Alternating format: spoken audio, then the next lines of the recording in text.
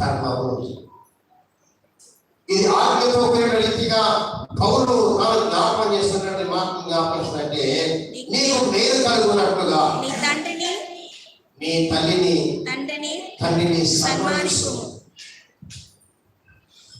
ఎక్కడ చెప్తారంటే చిన్నపిల్లటువంటి వారు చెప్తున్నట్టు మాట అంటే, నీకు మేలు కలుగునట్లుగా.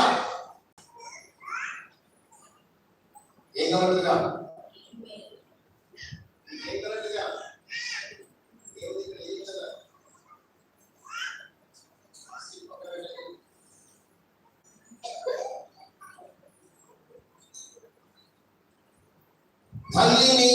తండ్రిని సన్మానించారు. నేను గమనిస్తున్నా చాలా మంది పిల్లలు తల్లిదండ్రులు చేసినట్టు వారు ప్రవర్తిస్తున్నారు.